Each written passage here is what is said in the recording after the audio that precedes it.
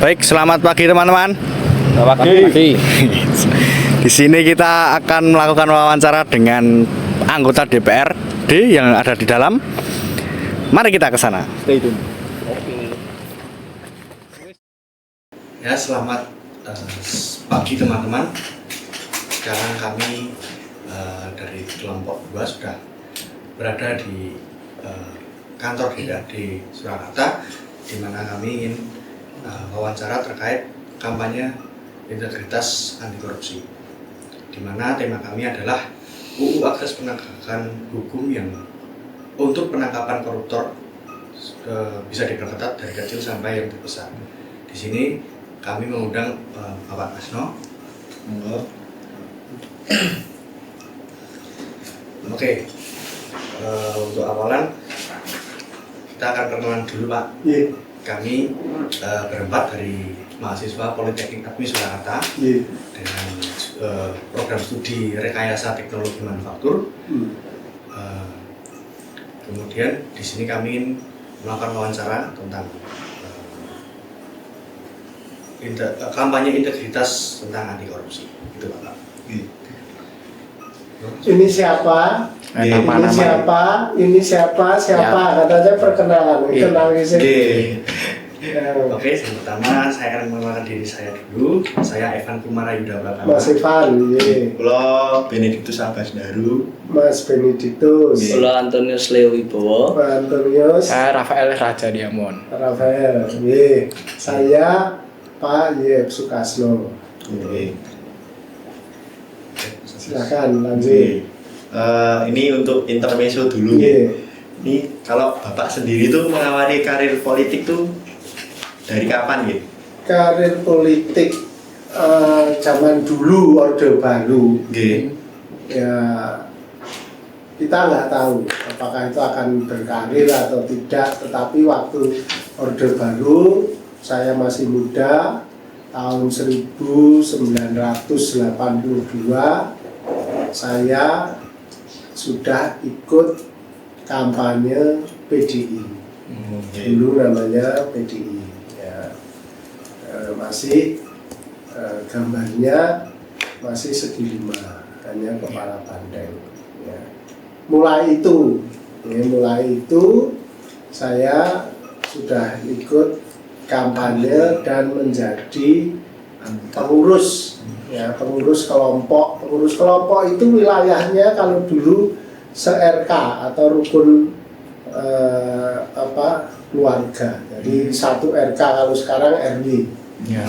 Jadi ketua kelompok 3 dulu saya. Terus berlanjut. Jadi mulainya itu. Tapi apakah itu berkarir? Enggak. Dulu kita nggak mikir berkarir dalam politik, enggak ya.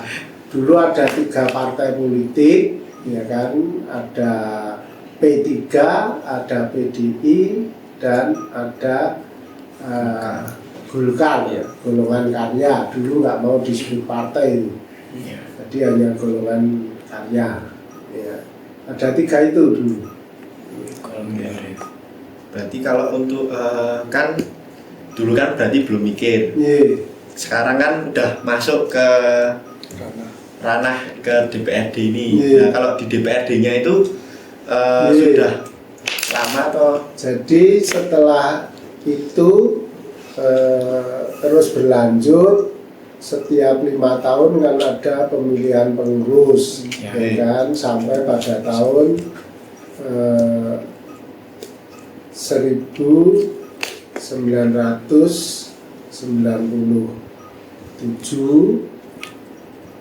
ya, itu ada pergantian. Jadi 1997-98 itu kan dari PDI itu menjadi PDI Perjuangan. Ya, ikut pemilu Bu Mega mulai 99 itu ikut pemilu dan menang besar. Nah, saya waktu itu menjadi, namanya sudah dari Kurdes, koordinasi desa tingkat kelurahan, menjadi ranting. Jadi saya menjadi ketua ranting gantian. Ya, mulai tahun 1998-97 karena ada pergantian dari PDI menjadi PDI Perjuangan, gambarnya menjadi bulat seperti sekarang ini. Ya. Terus tahun 2000 saya menjadi wakil ketua PAC Jebres. Ya, wakil ketua PAC Jebres. Baru pada tahun 2004 saya ditugaskan oleh partai, oleh Pak Rudi untuk maju menjadi anggota Dewan, jadi caleg. Tapi saat itu masih modelnya proporsional tertutup, artinya nyoblos gambar. Sekarang kan nyoblos caleg, dulu nyoblos gambar ganteng. Oke. Nomor calegnya nomor 1, 2, 3 nanti dihitung, kalau dapat suara banyak, dapat kursi banyak ya diberikan sesuai nomor urut, nomor 1, nomor 2, nomor 3, nomor 4, nomor 5 dan seterusnya. Dulu saya di nomor 6 ya.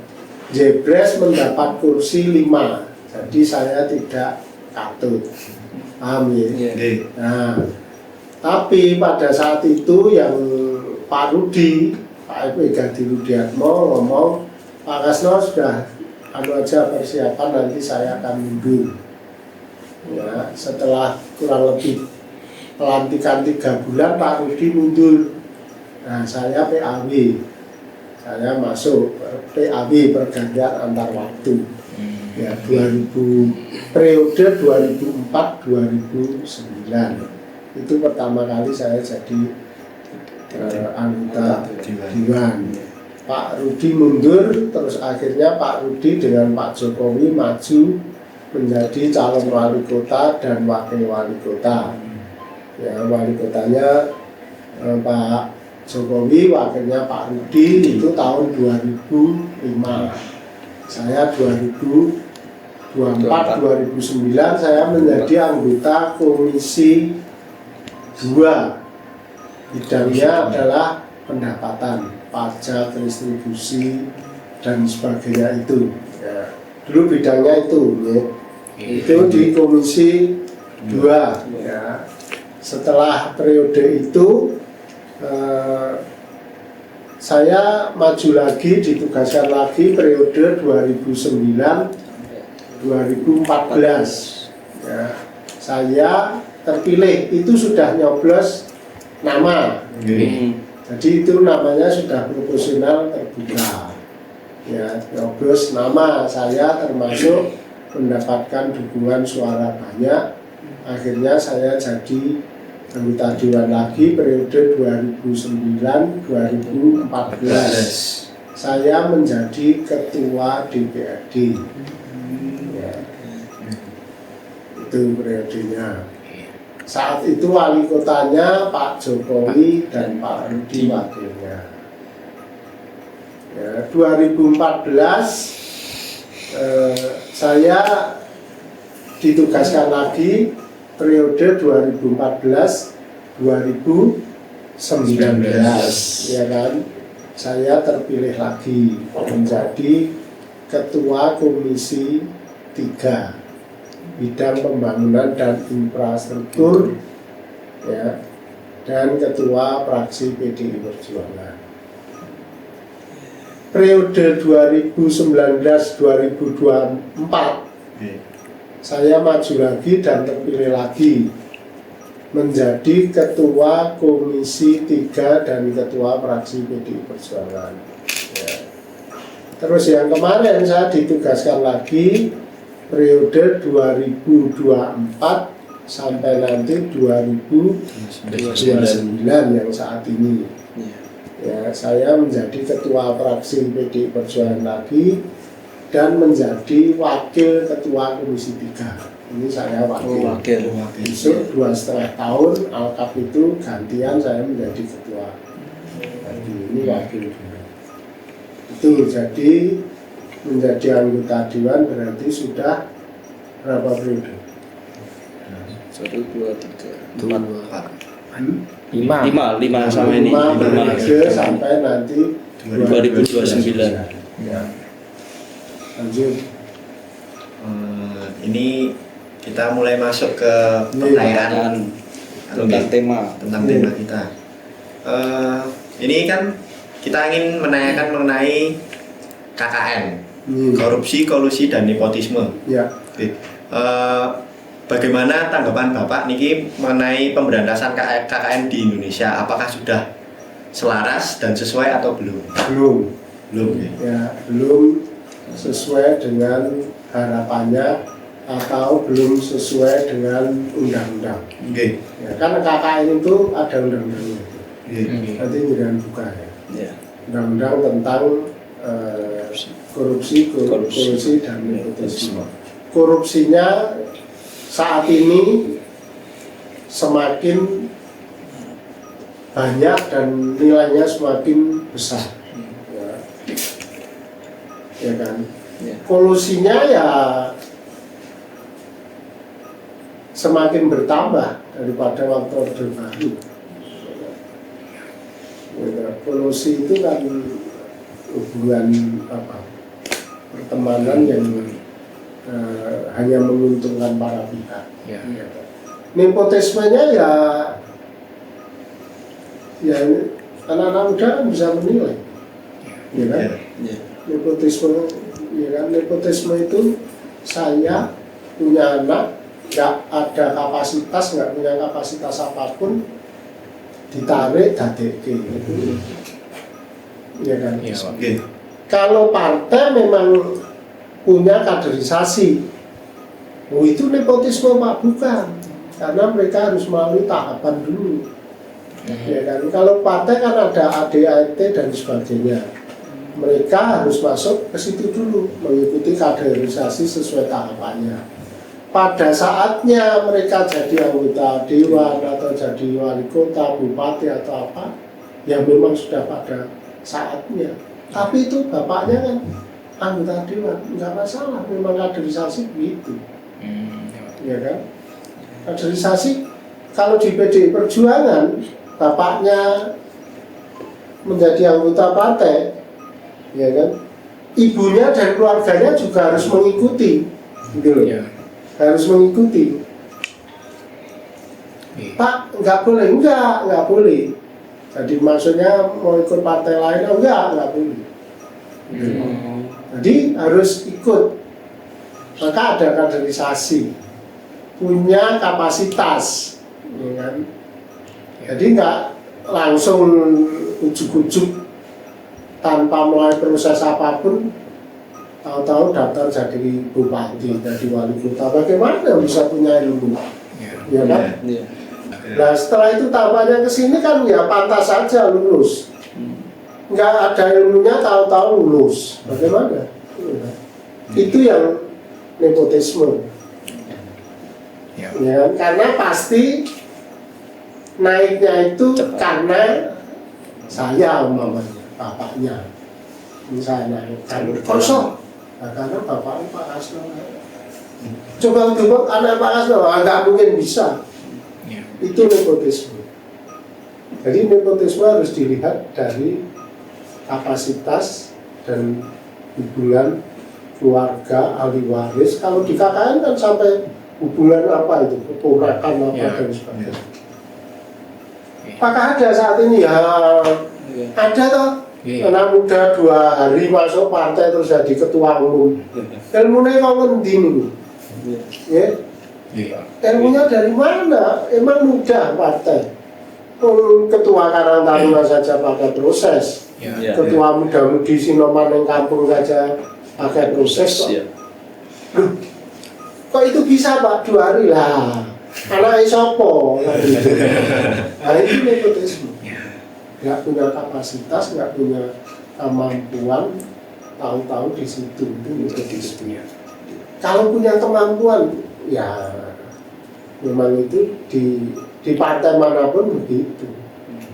Anaknya jadi anggota dewan, bapaknya mungkin jadi wali kota nggak apa-apa, tapi melalui tahapan proses dan ada persaingan dengan sesama anak muda, nggak ada perlakuan istimewa kan itu. Tuh. Jadi belum sesuai dengan yang kita harapkan. KKN itu lahir kan setelah era reformasi. Ya, reformasi itu ya 98 ke sini, maka ada angkatan 98 dan sebagainya. Jadi semakin merajalela. Lanjut. Untuk pertanyaan selanjutnya, menurut Bapak apa yang menjadi penyebab seseorang bisa melakukan korupsi, Pak? Hanya satu sebetulnya. Apa? Ini. Kalau orang Jawa bilang itu murko, serakah. Serakah. Jadi kalau di Jawa itu ada yang namanya kata-kata jagat pengen diemperi. Menungsoi jagat kepengen diemperi. Maksudnya apa nih Pak Di? Maksudnya ini, jagat ini kan sudah begitu besar dan luasnya. Tapi jenengan Mas Benediktus naik murko, padahal gede banget, tetap gaya empel, nambahi. Apa artinya? Kurang. Jadi nggak ada puasnya, nggak ada berhentinya. Karena apa ya ini? Keserakahan, rakus, tamak itu sumber utama korupsi. Kalau ada yang ngomong karena tidak karena tidak cukup, karena kurang. Loh, lah yang di bawahmu yang nggak punya kedudukan apapun saja kurang, nggak cukup bisa hidup kok. Kamu yang punya kedudukan, punya kuasa korupsi, hanya itu sebetulnya. Jadi nopo atine dhewe, gitu. Bisa nompo ora. Nek iso nompo kahanan dan bisa menerima keadaan ya, tapi itu kan kembali ke iman masing-masing gitu. Gitu. Kalau untuk kekuasaan apakah juga bisa dianggap menyebabkan orang banyak korupsi? Jadi kekuasaan itu kalau tidak hati-hati malah justru akan menjadi penyebab orang akan korupsi. Kalau cara menangani, cara mencegah itu gimana, Pak? Wah, sulit ya. Sulit. Kan ada undang-undang tentang KKN. Gitu. Ada para penegak hukum. Gitu. Polisi, kepolisian, kejaksaan, kehakiman dikurangi. Apa nek cetake KPK gitu. KPK kan ya muni juga enggak semakin hilang tuh. Waduh, mencegah dihukum mati. Apakah dihukum mati? Enggak. Cina itu dihukum mati ya uji orang yang korupsi. Tinggal apa? Ya sebetulnya semuanya tinggal tergantung kembali kepada diri masing-masing. Ya. Itu berarti kalau saya gitu, kita itu tidak sekedar beragama, tapi bagaimana kita mengimani. Ya. Apa bisa? Yang penting ojo murko. Jadi caranya mencegah apa? Tinggal kepada masing-masing. Kembali ke diri kita masing-masing. Menurut Bapak, setujukah bahwa kenaikan gaji pegawai ASN dan aparat penegak hukum termasuk polisi, jaksa, hakim itu bisa memperkecil kemungkinan korupsi? Enggak juga. Enggak juga. Kan kira cukup, tadi sudah saya sampaikan, kira cukup. Berarti orang cukup ya dicukupi. Nek dicukupi orang korupsi. Orang jaminan. Jadi konsep untuk menaikkan enggak. Kalau itu untuk mencegah korupsi enggak. Iya kan? Bukan itu jawabannya. Itu hanya apa? Untuk mencukupi. Jadi mencukupi itu pun itu juga relatif. Diundangnya cukup orang, kalau saat ini cukup ya bisa saat ini udah cukup. Jadi jawabannya bukan itu. Tetap kembali kepada persoalan jati diri bangsa yang punya ideologi, yang punya iman, keimanan. Ya bukan itu, bukan agnostik, iman. Mengimani agamanya apapun, kalau mengimani kan itu sudah. Baru-baru ini kan ada statement dari Bapak Presiden Prabowo berkaitan dengan korupsi. Berencana akan memaafkan koruptor apabila mengembalikan kerugian keuangan negara. Bagaimana pendapat Pak Asno? Tidak sesuai dengan undang-undang. Tidak sesuai dengan kita kan sudah mendeklarasikan sebagai negara hukum, panglimanya hukum. Semua kembalikan ke situ. Terus yang jelas baca, ada enggak di undang-undang bahwa siapapun itu balik no, engkau tak ampuni, enggak bisa. Ini pidana, gitu. Pidana. Artinya apa? Artinya jenengan siapapun korupsi dicekal, gitu, divonis berapa dan sebagainya lah, dia punya hak. Haknya apa? Punya hak untuk mengajukan gerasi, mengajukan PK dan sebagainya, mengajukan gerasi. Di situ peran presiden baru muncul. Apa? Ya, tak ampuni. Tapi nggak bisa tanpa proses persidangan. Balik no, terus wes tak ampuni. Nggak bisa. Proses itu harus dilalui. Dia harus jadi terdakwa. Gitu. Setelah itu kalau salah, terbukti benar salah, kan salah gitu. Ya. Dia harus undang-undang apa? Terhadap pidana. Setelah itu dia kan mengajukan hukum kan begitu. Banding, PK, terakhir gerasi. Lah gerasi presiden punya kewenangan. Gitu. Ya, wes. Saya dihukum pira 10 tahun, balik no kene. Engko pengajuan gerasimu tak setujui hukumannya ora 10 tahun. Tapi begitu. Undang-undang itu kalau di kota kabupaten namanya perda. Peraturan daerah itu kalau membuat perda itu jenengan harus mengundang rakyat masyarakat. Ya enggak mungkin semua sak Solo, tapi harus ada keterwakilan LPMK, Lurah, RT, RW, ormas-ormas, supaya apa? Perda ini diciptakan partisipatif, artinya melibatkan seluruh masyarakat. Kan begitu. Nah, yang undang-undang itu kan enggak cipta kerja. Makanya digugat tuh. Dan yang gugat menang kan dikabulkan. Jadi ya bisa, semua ketatanegaraan prosesnya harus dilalui. Ambil dari tema kita juga tentang penangkapan koruptor, itu kan juga merupakan sebuah solusi. Tapi kadang dalam sebuah penangkapan koruptor tersebut terjadi sebuah, kalau kita melihat sebagai masyarakat itu terjadi sebuah seperti kesulitan dalam penangkapan tersebut. Nah, itu kan nanti akan memberi dampak ke masyarakat tentang kepercayaan masyarakat jadi menurun gitu. Jadi bagaimana cara membangun kembali kepercayaan masyarakat terhadap proses-proses tersebut tadi, Pak? Pemerintah harus terbuka. Selama ini kalau apapun kalau tidak terbuka pasti penuh kecurigaan, penuh suudon dan sebagainya.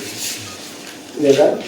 Karena apa? Karena nggak terbuka. Kalau terbuka, lawang kita itu punya imigrasi, punya apa yang sulit sih? Ya kan? Apa yang sulit? Coba bayangkan dengan kalau baca berita ada satu peristiwa yang sama sekali hampir sempurna menghilangkan jejak itu saja bisa ketemu, ya kan? Ya. Itu bisa ketemu loh, ya kan? Itu hampir sempurna. Ya kasus apa itu, contohnya kasus pembunuhan, itu aja hampir sempurna jejaknya, itu bisa ketemu. Apalagi yang koruptor ya, koruptor besar, dia nggak mungkin jalan kaki, nggak mungkin naik sepeda, pasti naik bawa mobil dan sebagainya. Artinya apa? Untuk memantau kan lebih mudah. Ya, lebih Ya, mencolok. dia mau ke luar negeri, nggak mungkin luar negeri ngelangi, pasti lewat di Bia juga. Ya. Benar nggak? Ya. Jadi sebetulnya kalau banyak hal ya, ada yang ada unsur politis dan sebagainya. Penegakan hukum kalau dicampur adukan dengan unsur politis, pasti nanti masyarakat akan semakin nggak percaya. Karena pasti dicari keuntungannya. Ya. Nanti intinya di Keterbukaan satu, dan ya sesuaikan atau selesaikan menurut regulasinya. Kalau ini persoalan pidana ya sudah, pidana dulu itu.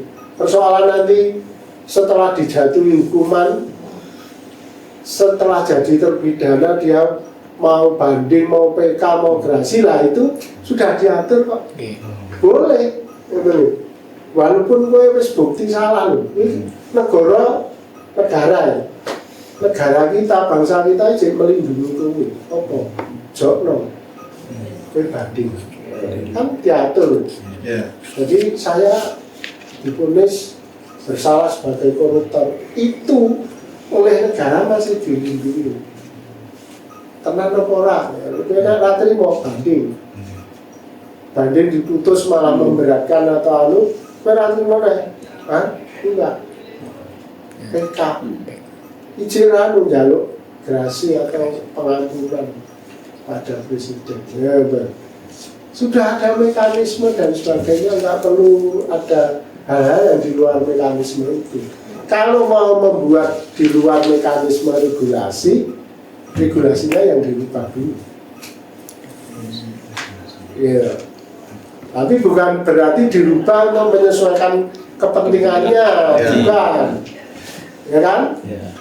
Dalam merubah ini jelas harus dengan DPR RI. Membuat undang-undang, gitu. Berarti nanti hubungannya sama DPR RI kalau. Iya loh. Tata pemerintahan kita kan begitu. Oh ya. Iya kan? Nggak ada kan adanya kan nggak ada tirani mayoritas yang paling banyak. Enggak. Paling banyak menangan sih. Kowe didukung menang yo diakoni, tapi setelah kowe menang iki lho. Gitu. Jadi eksekutif, kepala pemerintahan, apakah itu presiden, wali kota, gubernur, bupati, itu dipilih rakyat. Pada intinya pendapat saya adalah diberi mandat rakyat, pikiran rakyat aku, rakyat itu pikiran. Kamu namanya punya program kerja. Tapi rakyat juga punya wakil rakyat, DPR RI, DPRD provinsi, DPRD kabupaten kota. Apa tugasnya? Kowe tak pilih, ya loh. Kowe tak pilih, tak kayak tugas rakyat ngomong. Kowe tak kayak tugasmu orang merencanakan, gue mikir nasibku. Sing mikir nasibku merencanakan KAI eksekutif. Tugasmu kontrolan dulu. Lihatin apakah perencanaan eksekutif itu sesuai karo kebutuhan rakyat. Kalau sederhananya dengan janji-janji yang disampaikan dulu, dikontrol oleh anggota legislatif, gitu. Ini janjane dua-duanya ini kabeh mewakili rakyat. Kowe wakil tak dadekne bupati, tugasmu mikirke nasib rakyat sak kabupaten dengan programmu. Ya, kowe janji-janji yo, wes tak pilih. Aku ya milih iki, iki tak ngene tugas apa kontrol.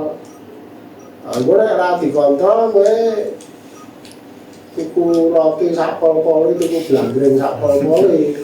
Rencanane gue tuku mesin kok mbok tukoke roti. Nah ini yang kontrol.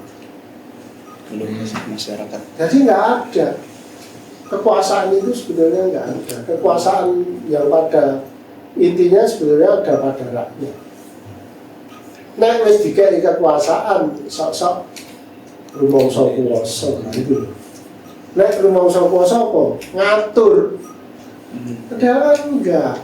Di undang-undang, di regulasi sudah diciptakan, nek gawe undang-undang ya rakyat dijak omong. Ada yang namanya public hearing. Ya. Public hearing itu untuk menyerap keinginan masyarakat. PBB-nya aja mudah Pak.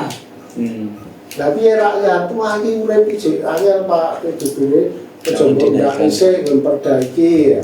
Itu partisipasi. Ya. Saya contoh-contoh sederhana biar bisa dipahami. Gitu, maksudnya rakyat itu rakyat bukan. Gitu, dengan keterwakilan tadi, nek anggai perda tentang kenaikan pajak restitusi kan harus diundang. Pelaku PKL diundang, didatangkan.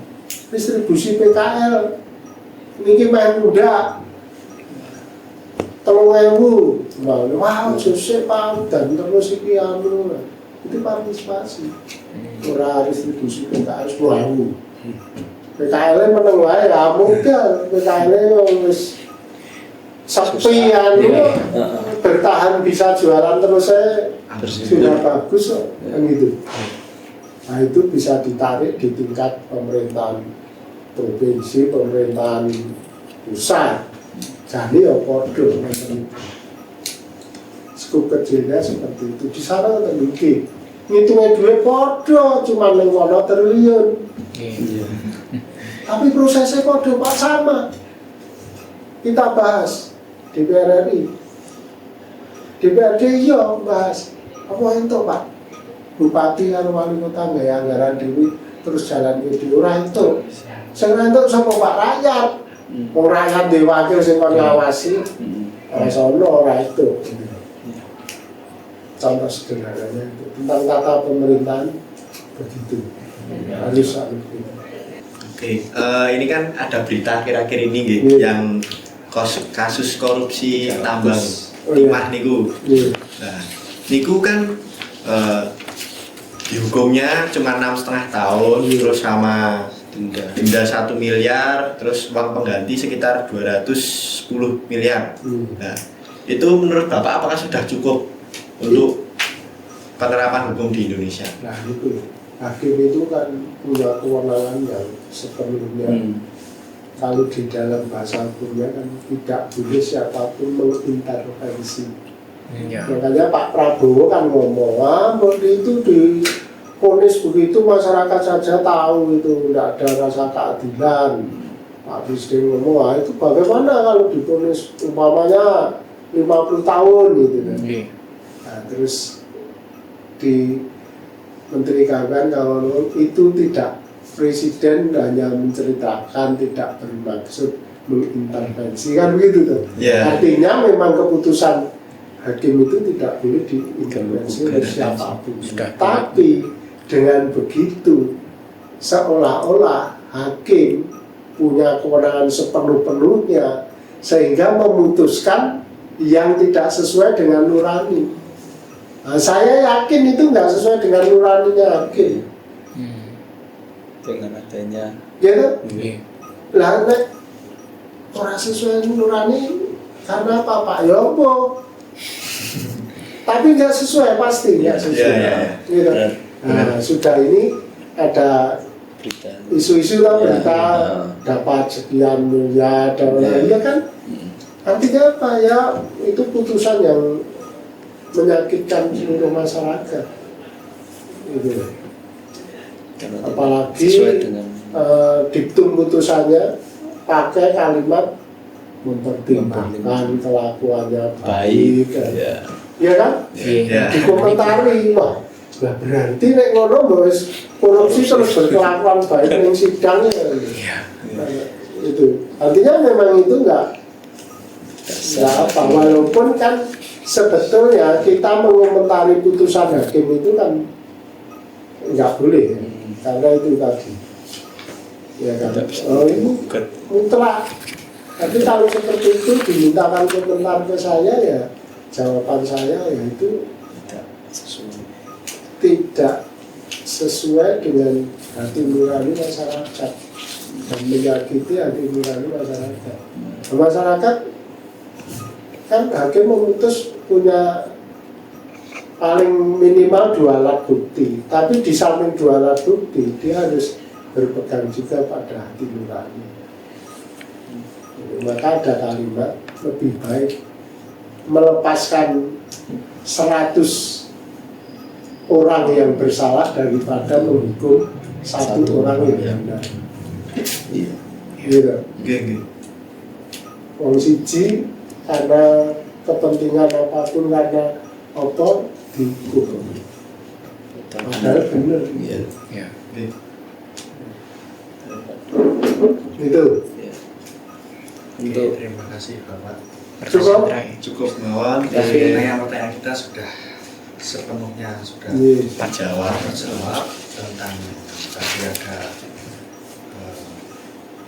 kasus-kasus yang saat ini lagi marak, Lagi hangat dibicarakan. Solusi juga. Saya bicara pada intinya semua kembali pada kita Ya, pada diri jadi kita. pada pemahaman tentang keimanan. Sudah mau dibuat aturan seperti apa pun, aturan yang paling final hukum mati, bahkan diceluk ke wong sak kota nonton dan yang lain juga enggak akan segera. Diharap pancung ya masih ada. Di Cina yang terkenal katanya masih ada, Korea Utara yang terkenal masih ada. Berarti Pak Kasnoni orang setuju kok mati, bukan itu. Bukan persoalan bukan tidak setuju atau setuju, tapi kalau hukuman itu dimaksud untuk menghentikan korupsi, enggak. Korupsi ini sejak kecil harus diajar disiplin, harus disiplin kan tidak kan enggak, ya kan? Disiplin artinya masih kecil, balita, gosok gigi, ayo tiap pagi mau tidur gosok gigi itu disiplin. Mandi, mbak aku wis mandi, malah lagi mandi bisa, itu disiplin. Ngantri sejak kecil, dipahamkan, gitu. Pengen roti sing enak, randi di ojo tuku roti, apa mbak tuku gembukan wae. Artinya sejak kecil harus diajar gitu. Supaya apa? Supaya kalau dewasa nanti kan ya kita pengennya berhasil semua dalam hidup, tapi kan tidak tahu. Saya nggak pernah membayangkan jadi anggota DPRD. Saya orang guru. Dan saya mencoba untuk melakukan seperti ajaran iman saya. Jadi saya nggak, Pak Dikasnoki kok anggota Dewan Radio mau beli lupa, saya kok tenang saja. Mungkin orang lain menjadi gusar, menjadi gelisah, tapi saya tenang saja, menikmati saja. Selama tahun loh Mas, nggak ada yang istimewa. Artinya istimewa perihal materi. Tapi kalau pekerjaan, ya saya harus istimewa. Pekerjaan saya harus ketua pansus, harus ini ya.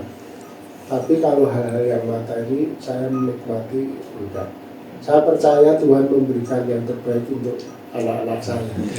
Jadi tidak perlu tak nanti melanggar aturan, tak posisikan ini enggak. Keluarga saya mungkin tahu harus jualan bensin, terus. Jadi ya rumah saya ditanggung, sudah menikmati itu aja. Dan mau berita korupsi seperti apapun saya tunggu aja. Niku, jadi pesan yang ingin saya sampaikan anak-anak muda belajar itu wajib. Betul nggih? Matur nuwun sangat niki. Ya, terima kasih Pak Kasno. Nggih. Kami dari teman-teman dari Politeknik Akademi Surakarta ucapkan terima kasih karena sudah mau diwawancarai. Ingat pesan Pak Kasno teman-teman, belajar itu wajib. Terima kasih. Masih ya Pak. Matur nuwun sangat. Halo, selamat pagi guys. Kami dari kelompok 2 untuk tugas PKN. Sekarang kami akan mewawancarai narasumber yang kedua. Stay tune guys. Oke, selamat pagi. Kali ini kita bersama narasumber kedua kita bersama Mbak siapa nih? Ya, perkenalkan saya Sagita Puspita Baranata, bisa dipanggil Mbak Sagita boleh, Bu Sagita juga boleh ya. Saya dari DPRD Kota Surakarta, fraksi PDI Perjuangan. Oke. Komisi berapa? Komisi 4. Komisi 4. Oke. Ya ini untuk intermezzo Iya, ya, Mbak. siap. Kalau awal karir politik itu dari mana ya, Pak? Iya. Sebelum itu mau perkenalan. Oh ya, kita belum perkenalkan nih. Karena banyak kalau kita Iya. Oke, saya mau memperkenalkan diri dulu. Kami berempat dari Politeknik Akademi Surakarta dari program studi Rekayasa Teknologi Manufaktur. Kemudian kami mahasiswa semester 3 dan diberi tugas untuk mewawancarai tentang kampanye integritas anti korupsi. Perkenalan diri, saya Evan Kumara Yuda Pratama, bisa dipanggil Evan. Saya Benediktus Abbas dari Caksono, biasa dipanggil Abbas. Saya Antonius Lewi Bowo, biasa dipanggil Leo. Saya Rafael Raja Diamond, bisa dipanggil Raja. Menyambung tadi ya Pak. Kalau awal karir politik itu dari mana ya Pak, kalau boleh tahu? Iya. Sebenarnya kalau dari PDI Perjuangan sendiri itu ada struktur partai. Jadi mulai dari bawah yang namanya anak ranting. Anak ranting itu membawahi RW. Kemudian di atasnya lagi ada ranting, di atasnya lagi ada PAC, istilahnya cabang, kemudian ada DPC dan DPD. Kemudian ada lagi DPP. Jadi saya mulai itu dari bawah, dari anak ranting. Itu saya ketika kuliah di UNS. Ya, saya UNS pendidikan matematika. Guru sebenarnya berarti ya. Iya, mulai di 2014 saya gabung di PDIP sebagai anak ranting. Mulai dari situ saya terlibat kegiatan partai politik ya, di perpolitikan. Saya pikir politik itu pertama kali saya pikir politik itu suatu yang kotor. Betul ya. Tetapi kemudian bagaimana kita bisa menjadi dampak? Apakah kita mau ikut kotor atau kita mau yang bersih-bersih? Gitu kan? Kemudian saya ikut di partai politik ini mulai kegiatan banyak. Jadi mulai kegiatan kemasyarakatan, kegiatan komunitas dan sebagainya. Jadi kalau misalkan kemasyarakatan di PDI Perjuangan ada istilahnya jogotongo pada saat COVID kemarin itu ya. Jadi istilahnya bagaimana partai ikut terlibat di dalam kemasyarakatan, terutama untuk membantu masyarakat yang membutuhkan. Kalau jadi terlibat dalam sebagai wakil rakyat itu mulai dari kapan? Apakah? Nah ini juga sebenarnya saya istilahnya tidak berambisi. Ya.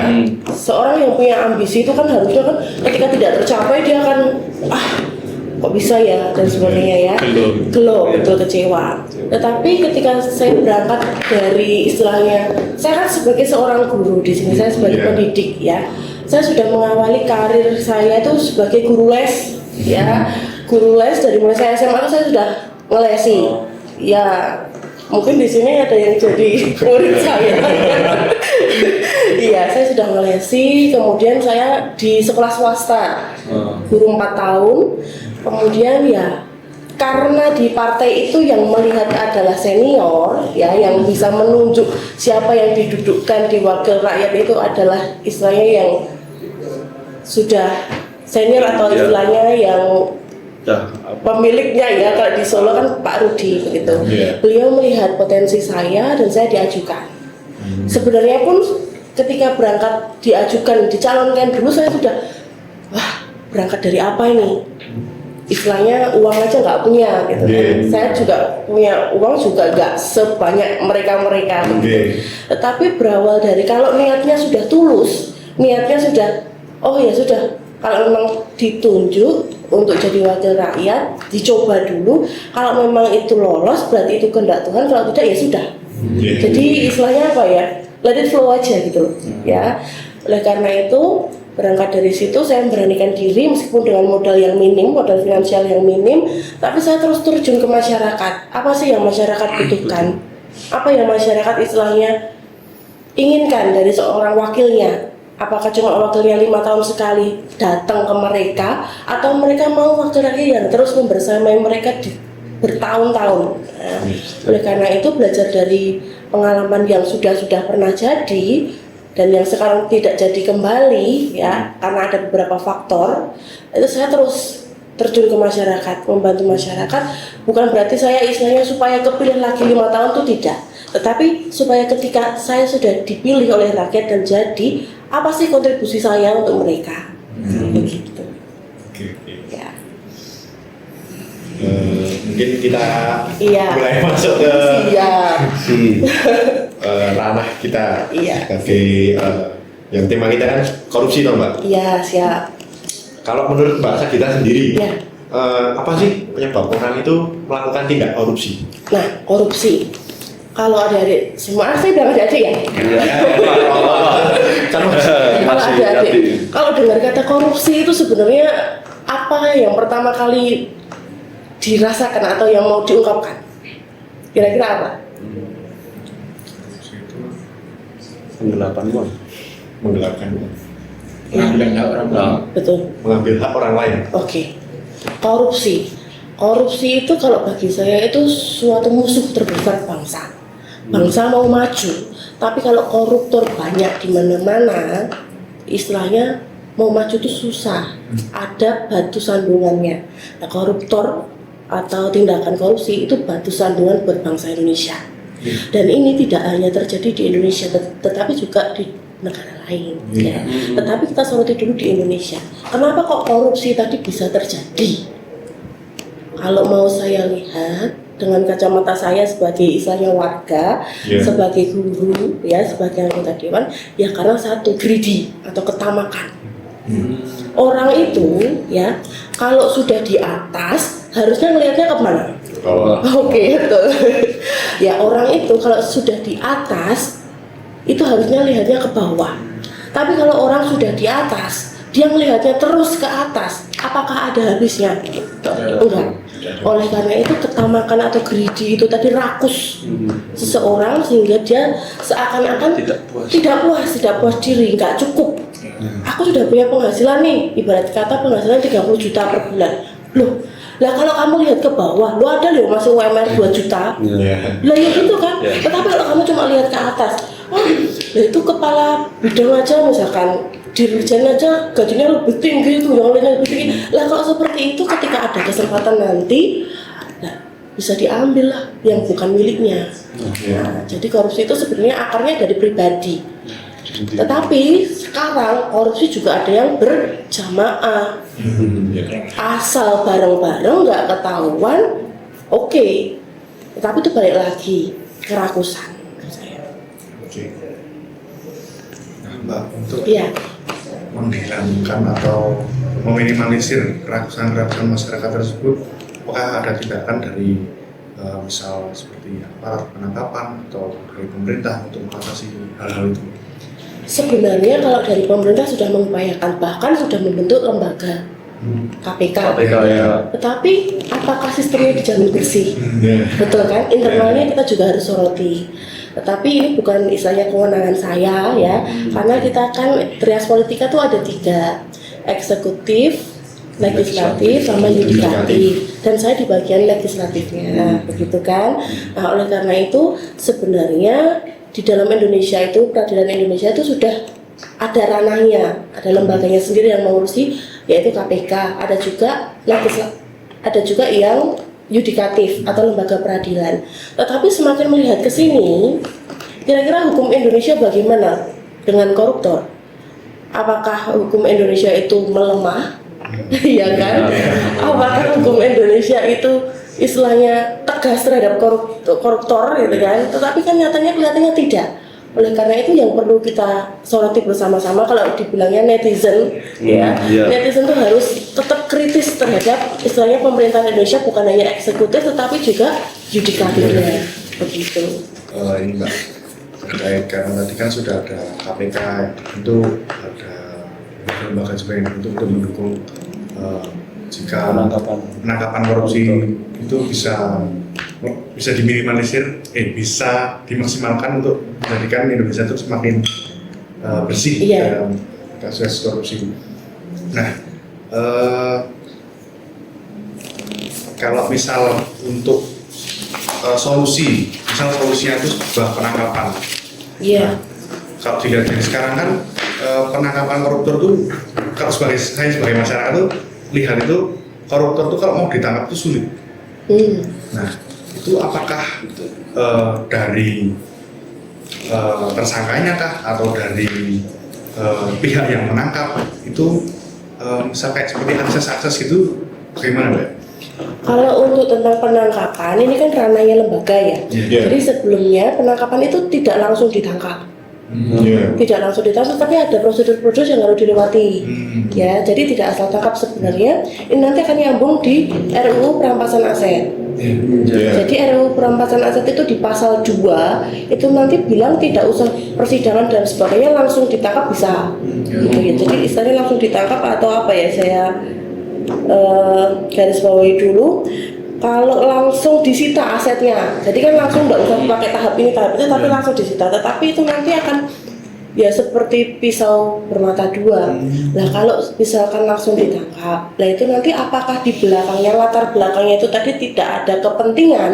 Nah kalau sekarang main tangkap seperti itu, orang yang punya kuasa, orang yang punya duit bisa langsung nangkep orang yang tidak disukai atau lawan politiknya, misalkan seperti itu.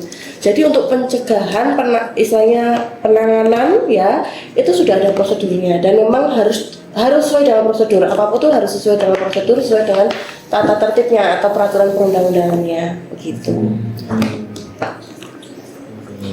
Kalau semisal yang masalah itu bukan di aparat, bukan di yudisialnya, yang masalah di undang-undangnya. Nah kalau gitu caranya biar kita ini melihat kita sebagai masyarakat biasa ya, aku ini sakjane maaf ya Pak, bahasa Jawa, aku sakjane ini mangkel karo undang-undang ini.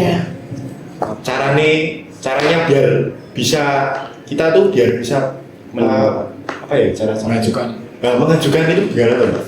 Kalau untuk undang-undang, sebenarnya undang-undang itu bisa diajukan kalau sudah ada naskah akademik dan sebagainya.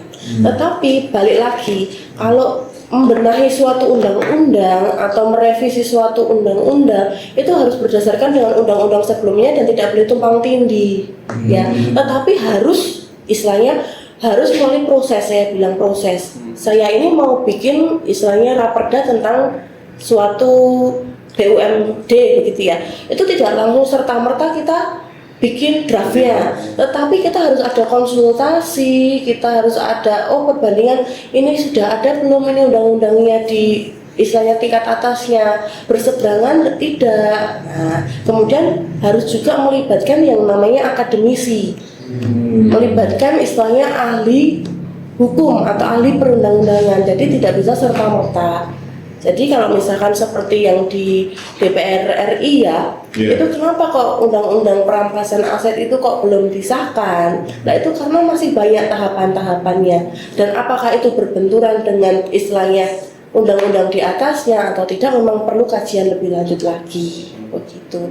Jadi tidak serta-merta kita langsung ke DPR ini mau mengajukan kemudian di ACC langsung, tidak bisa seperti itu. Karena harus melewati proses-proses tadi supaya kalau kita ngelewatin satu prosesnya pun kita melewati satu prosesnya pun tuh ada pidananya. Betul. Jadi kemarin itu kemarin itu di Dewan Perwakilan Daerah Kota Surakarta kan alat kelengkapan itu belum terbentuk. Jadi supaya di tahun 2024 selesai itu alat sudah terbentuk, alat kelengkapan sudah terbentuk, langsunglah dibahas, dibentuk dulu badan anggaran dan badan musyawarah. Ternyata itu melanggar tata tertib atau peraturan perundang-undangan dengan konsekuensinya yaitu pidana, hukuman, ya, hukuman. Oleh karena itu kami harus mencabut dulu paripurna itu dan kami harus sesuai dengan tracknya. Nah, oleh karena itu nggak bisa sembarangan, gitu. Jadi untuk bisa mengajukan suatu revisi undang-undang atau undang-undang ini berarti prosesnya sangat panjang. Iya. Karena kami juga harus istilahnya harus ada konsultasi dengan Kementerian Dalam Negeri, Kementerian Hukum. Prosesnya begitu. Gitu ya, Pak.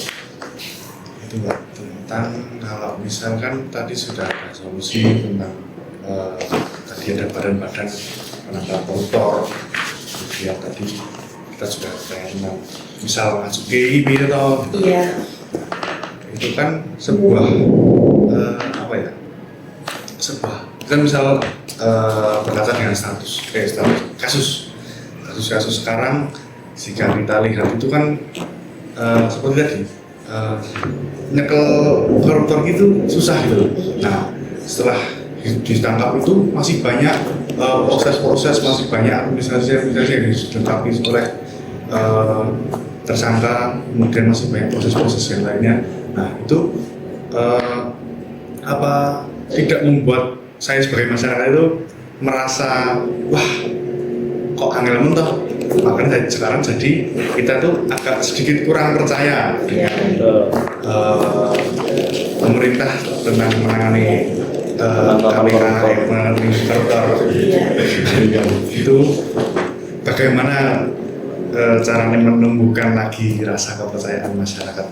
Kalau menurut Mbak Iya, kalau tentang kepercayaan masyarakat kepada pemerintah khususnya lembaga yang menangani koruptor ya, saya rasa ketika kita sebagai masyarakat awam melihat kok ini kok koruptor dengan nominal yang luar biasa gitu ya, nominal yang luar biasa, tetapi kok hukumannya kok biasa-biasa aja gitu ya. Bahkan sampai ada yang di medsos mau mending aku koruptor ya.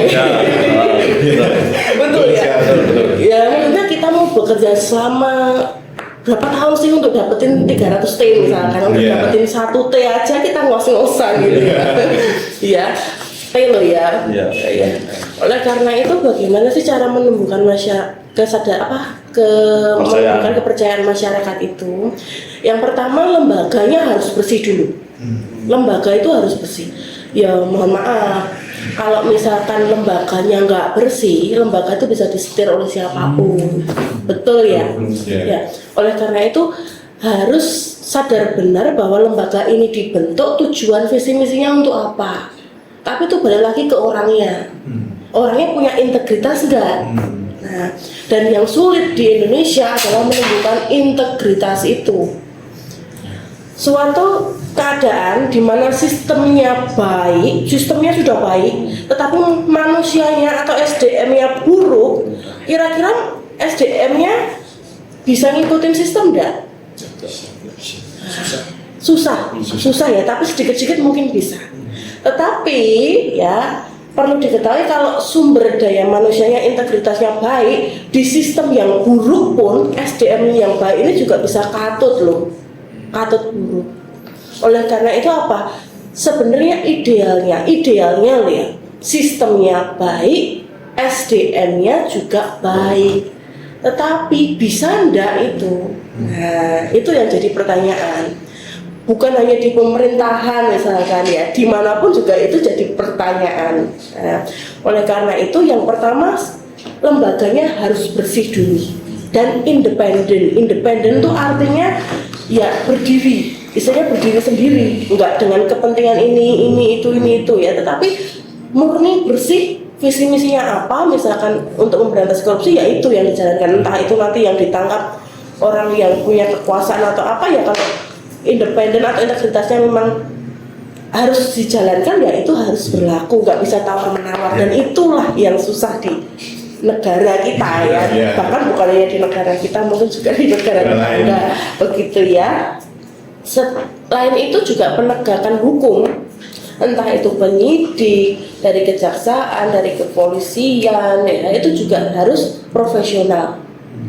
Sebenarnya kalau kita ngomong profesional gampang, tetapi kalau mempraktekkannya itu yang susah, begitu ya. Entah itu karena suatu kondisi tertentu ataupun apa ya, pada dasarnya memang tidak mudah, begitu. Kemarin sedang terjadi gimana viral seperti yang berita-berita yang ada di sosmed yang mungkin sering kita dengar ya Mbak, kan ada pembisnis tambang yang melakukan korupsi sebanyak 300 triliun kan, angka yang banyak. Tapi pembisnis tersebut hanya dipenjara sekitar 6,5 tahun, denda 1 miliar sama uang pengganti sekitar 210 miliar. Nah, apakah itu sudah cukup menurut Mbak Sagita dan bagaimana Mbak? Iya, kalau tentang kasus yang hangat itu ya, yang karena bersikap sopan, masih istilahnya punya tanggungan istri dan anak, kemudian jadi sebenarnya jaksa itu menuntut berapa tahun ya?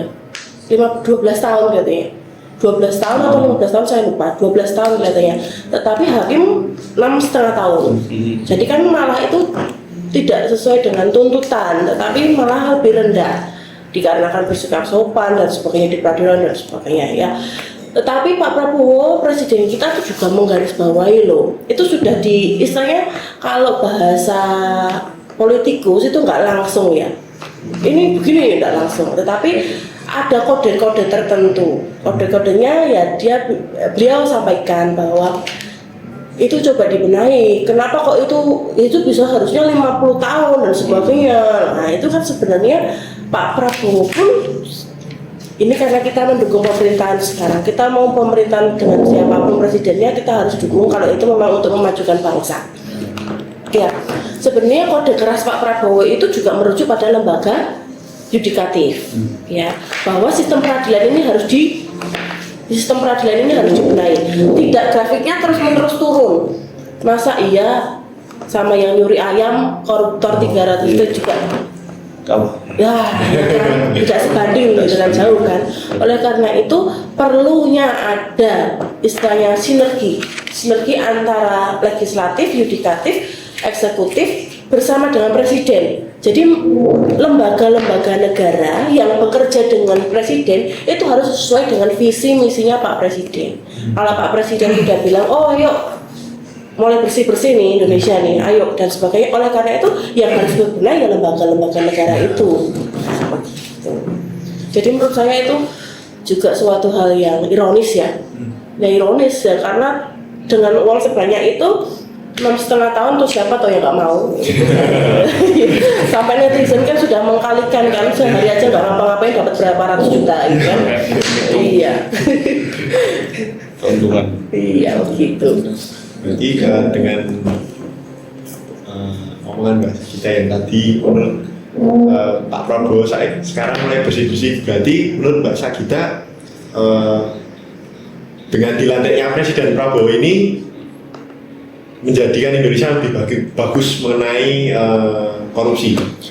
Kalau kita sebagai warga negara, ya, entah itu dari latar belakang apapun, entah kita milih Pak Prabowo kemarin atau milih Pak Ganjar atau milih Pak Anies, ya itu sudah berlalu, ya sudah berlalu, gitu.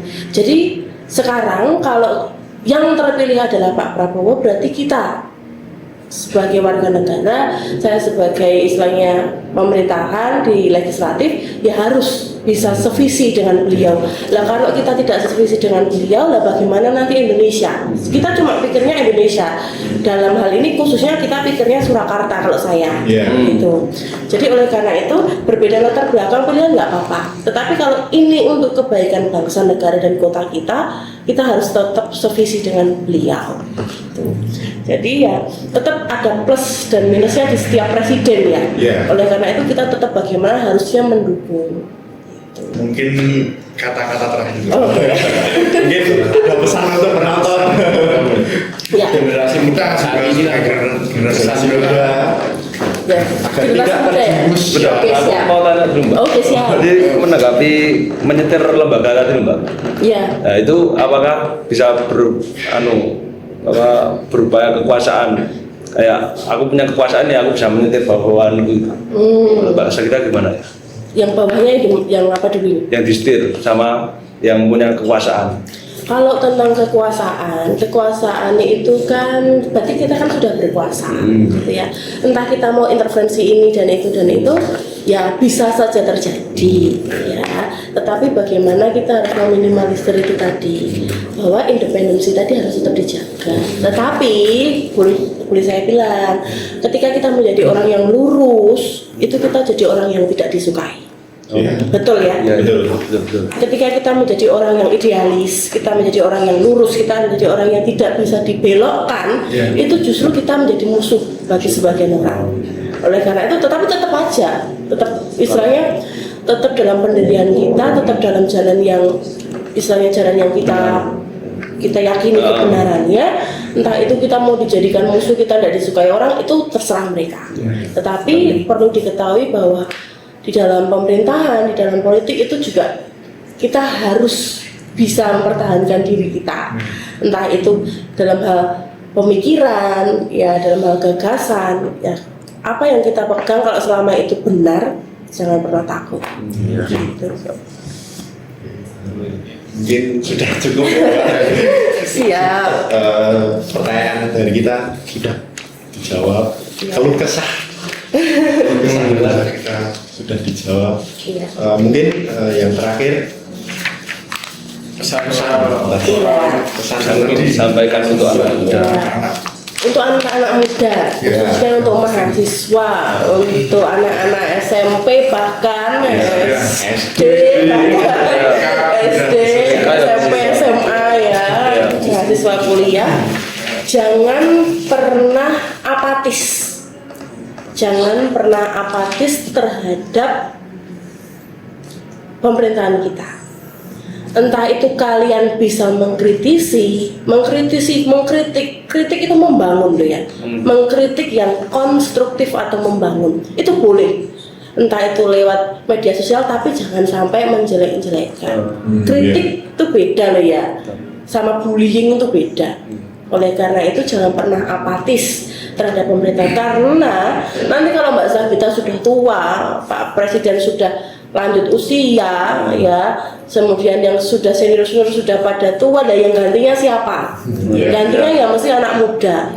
Oleh karena itu anak muda harus pikirannya tetap idealis, itu tadi. Paku yang dipukul itu paku yang lurus.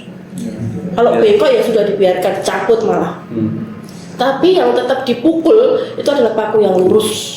Oleh karena itu tetap lurus dalam pemikiran kalian, lurus dalam pengabdian kalian, entah dimanapun itu, untuk kemajuan bangsa kita, kota kita. Dan juga untuk korupsi loh ya ini. Nah, untuk korupsi, tetap apa yang menjadi hakmu itu ambil nggak apa-apa. Tetapi kalau bukan hakmu, jangan pernah diambil. Kalau kamu sudah di atas, bukan berarti kamu harus terus mendongak ke atas, lihat ke atas, tapi waktunya kamu lihat ke bawah. Kuncinya cuma satu, bersyukur. Cukup karena apa yang cukup bagimu, begitu ya.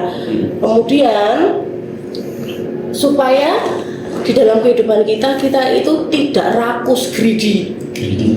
Rakus. Kalau rakus nanti yang dipikirkan cuma urusan perut seneng, foya-foya dan sebagainya.